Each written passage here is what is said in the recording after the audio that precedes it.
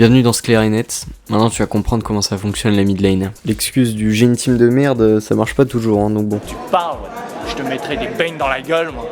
On va voir dans cette vidéo les bases et la macro en mid lane sur comment gérer sa phase de lane. Donc voilà, maintenant je vais te laisser avec un gameplay, donc une game que j'ai enregistrée vite fait, voilà, on draft. Je me suis concentré surtout sur les phases de lane, les phases de fight. J'ai fait beaucoup d'erreurs, c'est vrai, mais c'est une bonne chose d'avoir fait des erreurs parce que du coup, on pourra facilement voir ce qu'il aurait fallu que je fasse pour les corriger. Donc là, je vous envoie tout de suite sur le gameplay. Alors donc là on est dans un match-up range contre mêlée, j'ai piqué rien parce que c'est un champion basique. On va avoir un peu le même pattern tout le temps, il va falloir créer une wave et la slow push, pas la hard push. Donc on va créer une grosse wave de notre côté pour abuser du Mundo là. Ce qui va nous permettre de farmer bien plus que lui puisqu'il pourra pas s'approcher des creeps sinon il va te prendre des pokes et il va pas pouvoir trade back parce que j'ai 8 mages qui vont lui casser la gueule, ok. C'est le premier principe contre un mêlée en tant que mage. Deuxième principe, faut pas que le mec quand il va chercher les creeps, donc regardez juste les creeps que vous devez last hit, vous récupérez les gold, parce que bien sûr c'est pas enlever 50 HP au Mundo qui va vous faire gagner la game, c'est les gold et l'XP qui vous font gagner les games. Par exemple là ça c'est un graphe des gold par minute, quand tu gagnes et quand tu perds à l'elo gold. Donc là la différence c'est qu'un mec il gagne, il est aux alentours des 2000 gold minutes, bon un peu moins on va dire 1850, et un mec qui perd, lui il est à 1500 gold minutes, et quand même à du 350 gold minutes de différence, ok. Donc là on va réfléchir 15 secondes, on va se dire comment on peut faire pour atteindre ces 350 gold minutes supplémentaires, ok. 15 CS d'avance c'est 300 gold dans les alentours, surtout en early game, ça augmente avec le temps. Donc en 1 minute tu peux générer au max 260 gold en early, et donc on repasse au calcul, c'est-à-dire que 110 x 3 plus 150, 480 gold d'avance, donc 290 gold minutes générés, rien qu'en ayant 24 CS, ok. Donc sur 2 minutes si t'as 24 CS, tu génères 290 gold minutes. Là où un CSing de gold, c'est-à-dire qu'il a que 3 creeps par wave, tu passes de 290 gold minutes en 24 CS à 110 gold minutes, ok. Crée un avantage de 15 CS sur 2 minutes, 30 CS, ok. Donc en 10 minutes d'avantage, 3000 gold, donc un item entier. Si t'arrives à bien farm, tu vas avoir ton item aux alentours de 9 minutes 30.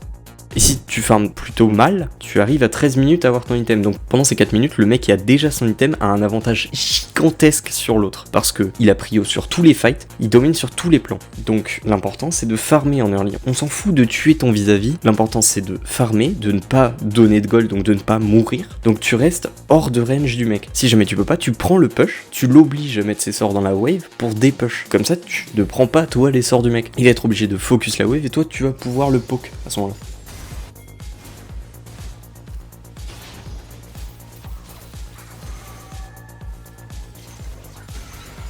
Bref, revenons au début de la game. Je prends le first blood parce que j'ai slow push. Je l'ai poke en même temps parce qu'il essayait de CS et il a pas attendu la wave sous tour. Donc là en tant que Mundo, ce qu'il fallait faire c'est vraiment last hit au Q et attendre la wave sous tour, puis commencer à la farmer. Ensuite j'ai fait une erreur parce que là tout simplement, là on va parler wave management. Ce qui s'est passé, j'ai tué Mundo, il avait sa TP. Comme la wave est even, donc en 3 mages, 3 mêlées, contre 3 mages, 3 mêlées, mais de son côté de la lane, la prochaine wave va push vers moi. Donc en gros, plus c'est proche de sa tour, plus ça va bounce fort vers moi. Je me fais punir instantanément, voilà, c'est instantané, la punition. Je reviens en lane, je claque pas ma TP parce que c'est une wave canon. La wave canon va mettre plus de temps à être push déjà, donc en early c'est plus long à push. Et ensuite, le canon va tank jusqu'à 8 coups de tour s'il est full life. Donc c'est pas grave si vous perdez un mêlée, parce que après le premier mêlée qui va prendre les dégâts et se faire tuer, vous allez avoir 8 coups de tour tankés par le canon.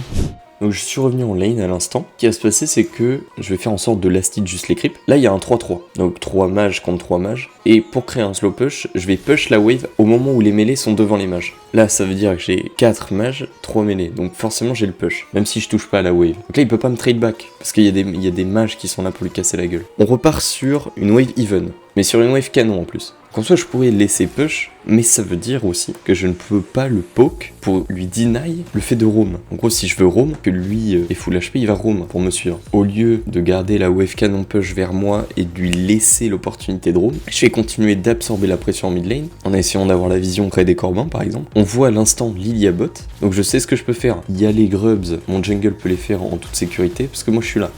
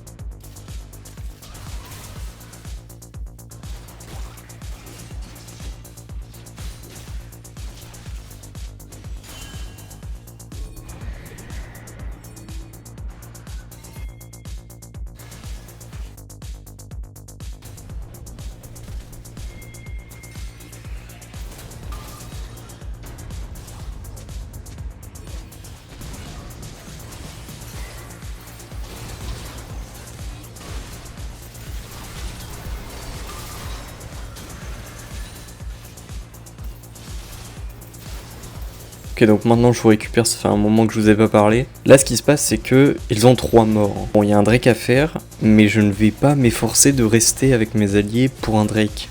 Mundo est en train de push, il y a d'autres choses à faire. C'est-à-dire qu'on va pas être 3 connards à faire un Drake, il va falloir qu'on agisse sur la carte. Donc là, faut agir, il faut prendre la T1 mid.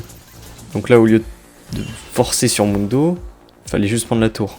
Je décide de prendre la tour, je décide que c'est worse de rester pour prendre cette tour, même si mes alliés meurent. Un objectif prioritaire sur la carte, la T1 mid, parce qu'elle te débloque des objectifs.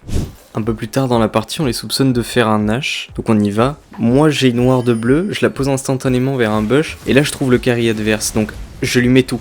Il n'y a plus d'histoire, il faut tout lui mettre, il faut l'éliminer. Bon là je sais pas ce que je branle, je décide de back alors qu'il n'y a aucun intérêt, hein, bien sûr. Parce que là, mon intérêt à moi c'est de rester avec mes alliés. Voilà, pour sécuriser le Nashor. On voit Lilia qui apparaît, elle se fait catch. Moi, je zone le Thresh pendant ce temps. Zoner le Thresh, ça permet un avantage numérique. On gagne par conséquent le fight. Je vais pas me tourner les pouces, je vais enchaîner sur la wave top. Puisque de toute manière, on vient de choper le Nash. Avec le Xin, on prend le push. 3 morts adverses, le carry va bientôt respawn. On sait qu'avec le Xin, on va pouvoir forcer le kill. Xin engage instant, me permet un angle d'ulti. Je vais sécuriser le kill, flash in Z. On finit la game là-dessus. Tout s'est déroulé à peu près comme prévu. Je me suis juste concentré sur ce qu'il fallait faire à quel moment. Et c'est pas besoin d'être un génie mécanique pour gagner une game, d'accord? C'était clair et net, vous abonnez pas parce que je ferai pas d'autres épisodes. Des gros bisous à tous, allez vous faire enculer.